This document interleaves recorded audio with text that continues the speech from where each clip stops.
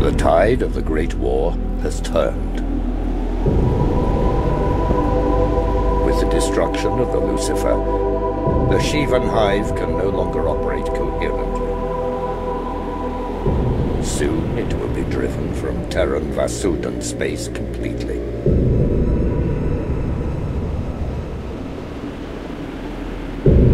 Fortune can be a capricious mistress.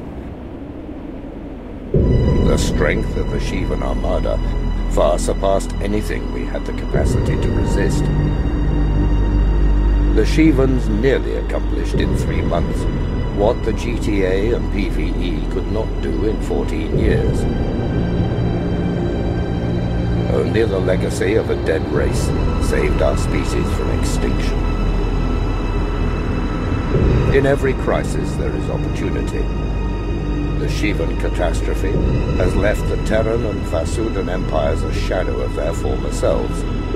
The Terran-Vasudan alliance, hastily formed and driven by conflict, is starting to disintegrate.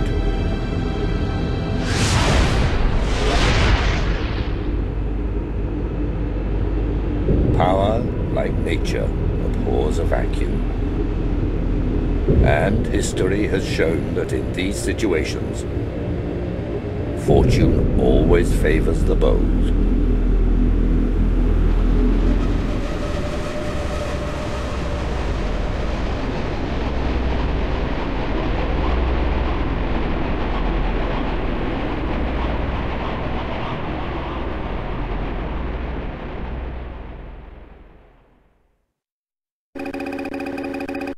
Congratulations, pilot. You have been selected for the Special Operations Branch of Galactic Terran Intelligence. You passed GTI's rigorous medical and psychological examinations, and your record of service with Admiral Poe and the GTD Intrepid has been exemplary. You will lead Alpha Wing of the 91st Phantoms. As a pilot for the GTI, your missions will involve highly sensitive combat and containment operations. These assignments are covert and classified. Violation of classification protocol will result in court-martial and possible execution under the Counterintelligence and Espionage Act. The primary objective of the GTI is to provide Terran Command with accurate and comprehensive information regarding the tactics, technologies, activities, and strategic objectives of forces hostile to the GTA. GTI is divided into 3 branches, each with its own fleet and each focusing on specific areas of intelligence. Special Operations, headed by the GTD Krios, specializes in strategic assault and containment.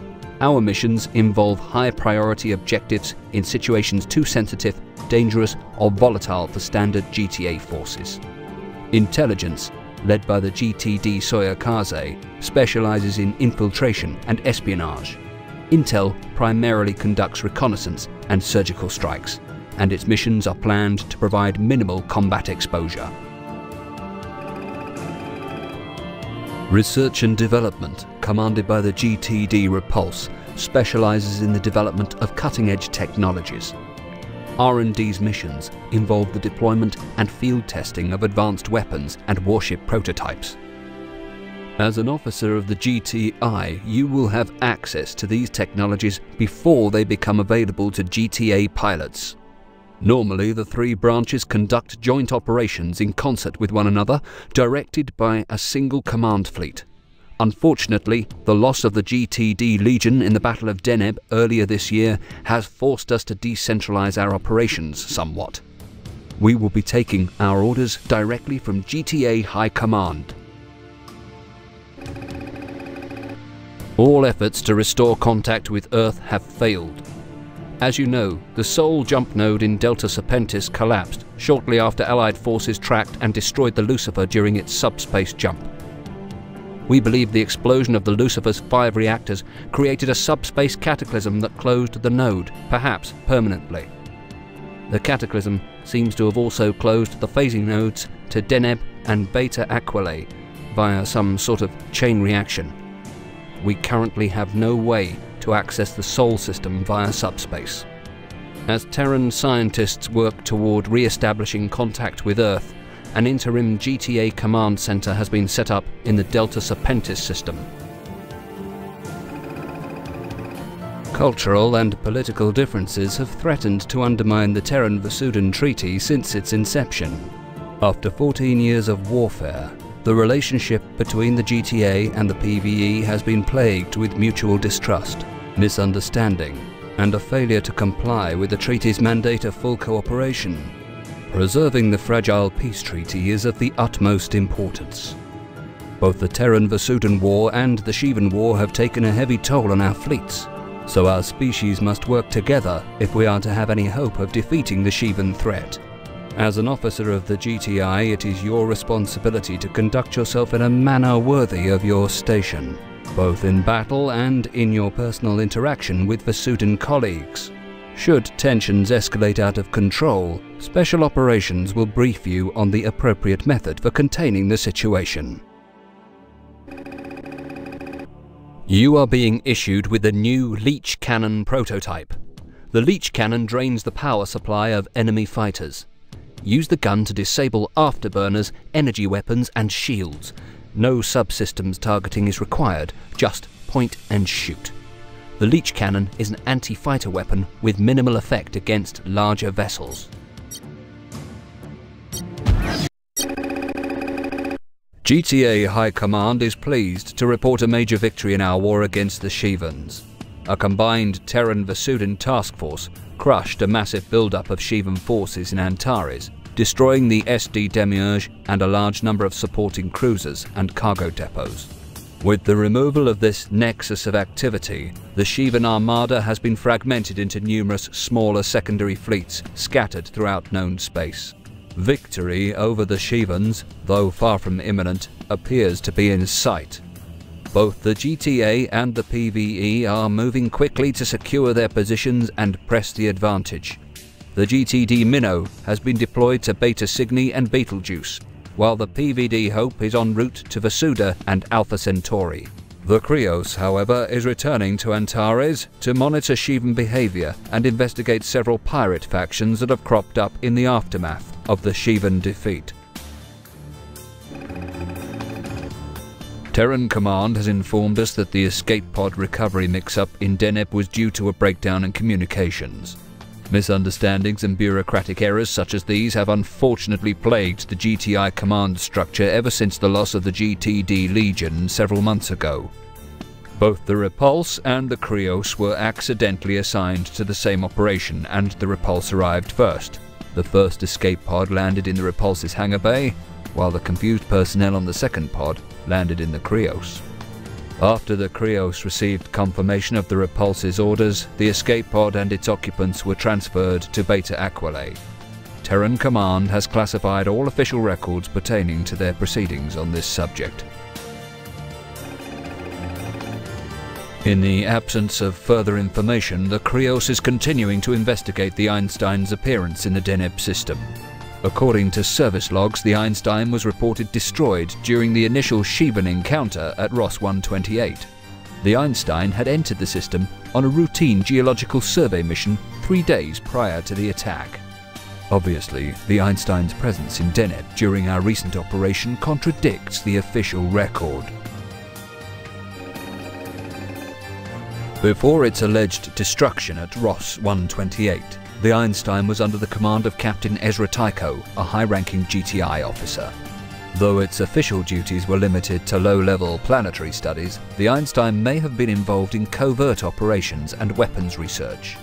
The appearance of the Einstein in such a highly secure region of space is troubling.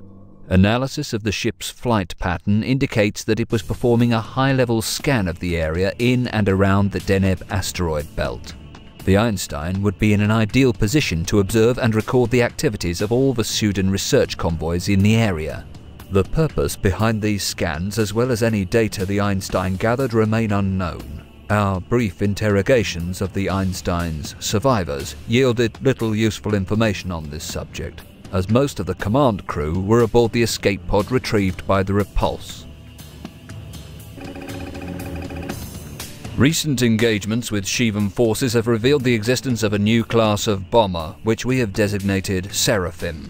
The Seraphim appears to be similar to the Nephilim in most respects, except that it boasts an additional 4 primary hardpoints, and its armament capacity is approximately 50% greater. Like the Nephilim, the Seraphim is a formidable foe. Pilots are advised to carry a heavy shield-damaging weapon such as the Banshee in theaters where these bombers are expected. We are unsure as to why the Shivans waited until now to introduce the Seraphim. Its deployment could have shifted the balance in a number of close engagements during the height of the Great War. Now, however, the Shivans appear to lack the initiative to use it effectively. Research and Development has completed field testing of its latest stealth fighter prototype, the GTF Loki. Featuring high maximum velocity and excellent maneuverability, the Loki is designed primarily as a reconnaissance fighter.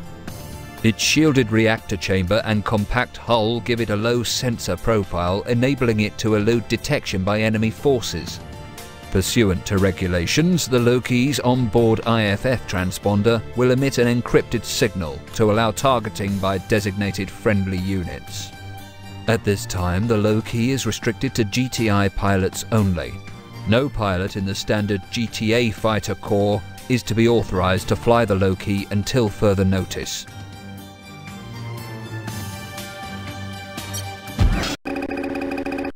Vasudan forces have secured Vasuda, Deneb and Sirius, while Terran forces are making rapid progress on the Vega and Betelgeuse fronts. Isolated cells of activity are being crushed in Alpha Centauri, Aldebaran and Regulus. Inexplicably, all Shivan activity in the Capella colonies has vanished. The bulk of the Shivan armada appears to be retreating to Ikea and Ross 128, where they will likely make their stand and possibly attempt to counterattack. However, GTA tacticians doubt their chances of success. Experts have observed that the Shivans appear to be lacking ordered leadership and coordination.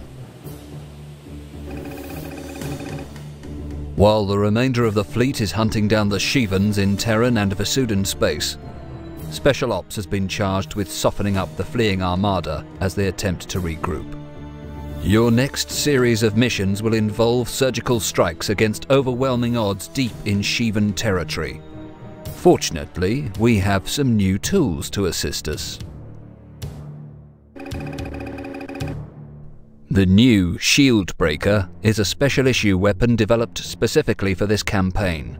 Designed as an anti-Shivan weapon, the Shield Breaker is an electromagnetic energy disruptor, inflicting massive damage to enemy defensive systems.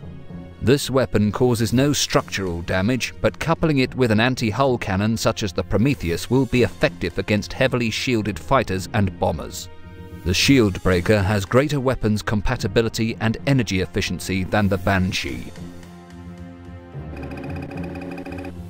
Research and Development has completed field testing of the Zeus strike bomber. Like the Athena, its predecessor, the Zeus offers excellent speed and maneuverability. Additionally, more efficient design enables the Zeus to carry tsunami space bombs in its arsenal. These features will make the Zeus a versatile and effective weapon against medium-sized targets. With our victory in the IKEA system, Allied forces have succeeded in eradicating the Shivan presence from almost every corner of Terran Vasudan space. Only one Shivan stronghold remains: the Ross 128 system, site of the first Shivan attack on our territory. The GTA and PvE have deployed all available ships to Delta Serpentis in preparation for the invasion of Ross 128. The assault will be led by the GTD Bastion and the PVD Pinnacle, the finest ships in the Terran and Vasudan fleets. Intelligence believes the Shivans have enough supplies and warships in Ross 128 to mount a significant defense. Special Ops has been tasked with doing whatever it can to reduce the amount of resistance our fleets will encounter as they scour the system. Our operations will be divided into 2 phases. In the first phase, our squadrons will perform a reconnaissance in force of the system to determine the optimum Allied attack strategy. In the second phase, after the invasion begins, our squadrons will conduct strategic assaults against key Shivan positions. We will be deploying all available wings on continuous rotation, so when you leave here, report to your squadron leaders for immediate mission briefings. The Krios itself will remain standing by in a hidden location should problems arise during the invasion. Research and development has made available 2 new weapons to assist our forces in the invasion. A variant of the Synaptic Bomb, GTI's cluster warhead, has been designed for attacks against groups or wings of enemy ships. Upon reaching its target, the primary warhead fragments into multiple secondary warheads that explode within a split second. The detonations produce a field of high-intensity explosive charges, making the cluster bomb most effective against fighter formations and freighters. The cluster bomb has a large blast radius and can destroy your fighter if detonated at close range. The EMP missile has just completed field testing, and R&D's scientists are conducting a final evaluation of its design. The missile is designed to produce a large electromagnetic pulse that scrambles sensors, communications and navigation systems, crippling all small craft caught in the blast radius. We're expecting a shipment of the missiles from the repulse shortly and anticipate the weapons will be available for use when you return from your next series of missions. At 05:25 hours this morning, GTA High Command declared a decisive victory over the Shivans in Ross 128 and Ikea. The species which annihilated the Ancients, which devastated Vasuda Prime, which nearly succeeded in driving mankind to extinction, has been defeated. Recon units have found no trace of any remaining Shivan activity. With the Shivans gone, we should be able to start rebuilding our shattered systems and working on forging a lasting alliance with the Vasudans. But there has been a terrible new development. While Allied forces throughout Ross 128 engaged the Shivans, fighters and bombers launched from the GTD Repulse secretly attacked, disabled, and destroyed the Krios. Only through the intervention of the Soya Kaze were the survivors recovered. We believe the Krios was destroyed to cover up information it had gathered about rogue activity in the research and development branch of the GTI. Once we had contacted GTA High Command, the Repulse and the R&D fleet immediately sprung into action, pulling out of Ross 128 and heading to Delta Serpentis. Command has authorized all GTA units to consider these forces hostile and to capture or destroy them at any opportunity. Our agents have pieced together the events leading up to the Krios' destruction by analyzing the evidence salvaged from her. A summary of the report follows.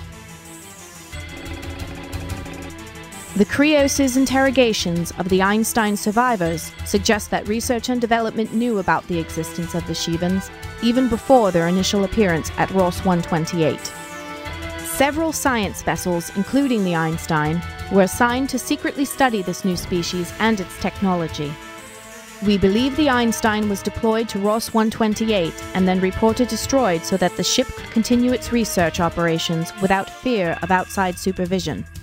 While R&D was instrumental in enabling the GTA and PvE fleets to quickly close the technological gap on the Shivans during the Great War, events strongly suggested that the Repulse and its fleet were keeping their most significant discoveries to themselves.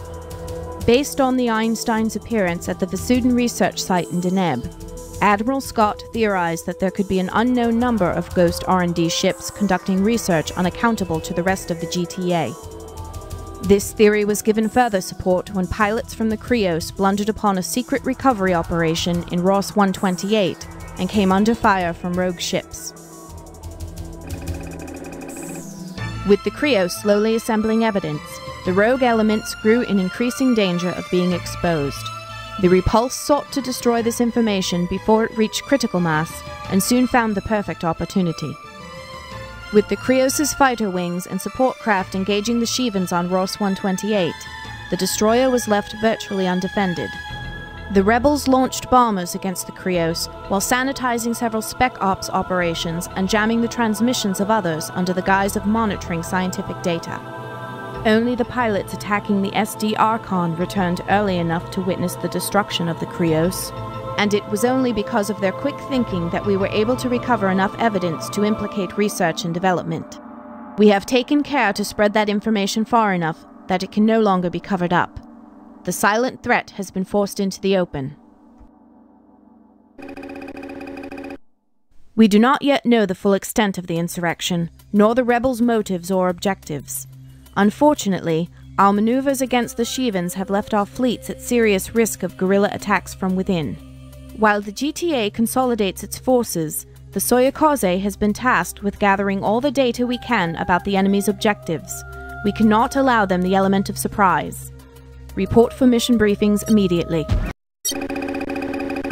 With the material and information obtained from the capture of the Repulse, our counterintelligence agents have finally determined the origin and extent of the rebellion. The discovery is deeply troubling. Rogue activity within the GTI is not confined to the research and development branch, but involves officers in the highest echelon of the Intelligence Directorate.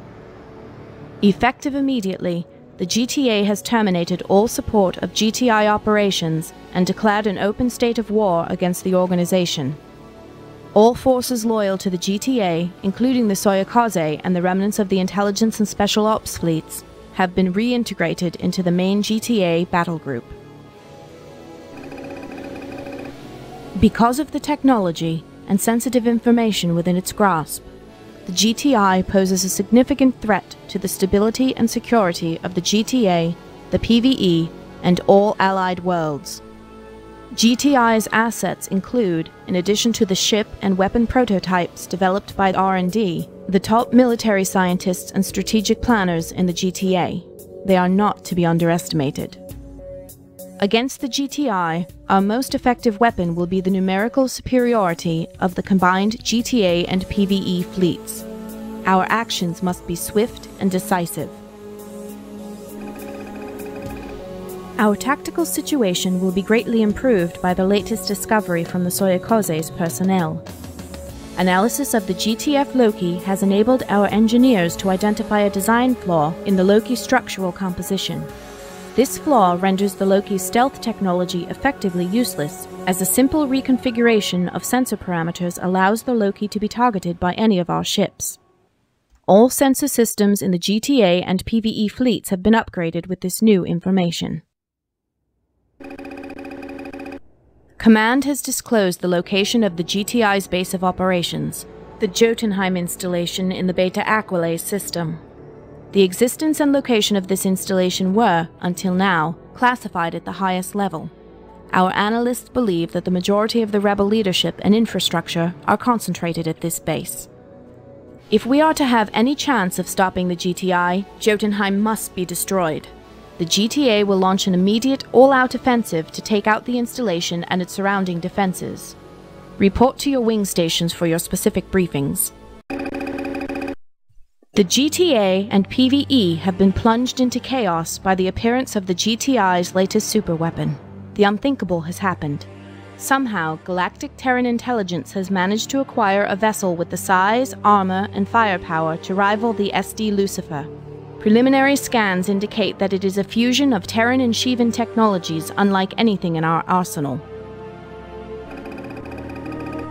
We now know that this vessel, designated the Hades, is the attacker that crippled the PVD Hope and destroyed the Vasudan blockade at the Beta Aquila node. The Hades has since gone on to obliterate several Allied strongholds throughout Beta Aquila and Vega. Terran and Vasudan forces are scrambling to develop a strategy to counter this new threat. All pilots have been placed on 10-minute alert. The GTA, PvE, and GTI are now engaged in an all-out conflict that could determine the future of the Terran Vasudan history. Although the bulk of the GTI fleet has been contained in Beta Aquila and Vega, the GTI flagship Hades is still at large and must be stopped. The Soyokaze is the only ship within range to intercept the Juggernaut before she can carry out her ultimate objective. Victory or defeat will be decided in the next few hours. You are being informed on a need-to-know basis about the Hades project, and are hereby notified that all information regarding it is classified level Omega. Divulging this information, directly or indirectly, to any persons other than those specifically authorized by the Galactic Terran Alliance is a treasonous offense, punishable by death. The GTD Hades was conceived and designed in 2324, when it became apparent that the Terran-Vasudan War would not be won decisively in a matter of months. This super-destroyer would be nearly invulnerable to bomber, cruiser, and destroyer attacks, and would be able to mount full-scale planetary assaults unaided. Construction began the following year in the Delta Serpentis shipyards. When the Shivans arrived in 2335, the Hades was nearing completion. The GTI conducted extensive studies of the aliens, particularly of the Lucifer, and put the new developments to use in the Hades. With their ultimate weapon now boasting Shivan beam weaponry and Terran-Shivan hybrid systems, GTI forces waited for the deployment order from GTA High Command. But the order never came. Unlike every other ceasefire over the course of the Terran-Vasudan War, this one held. The GTA and PvE set aside their differences to counter the Shivan threat, and in the process, developed a grudging respect for each other. Galactic Terran intelligence, however, could not easily discard the investment and momentum of 10 years' worth of work on the Hades. According to statements by captured operatives, the GTI concluded that the GTA had lost sight of its original goal and decided to take matters into its own hands.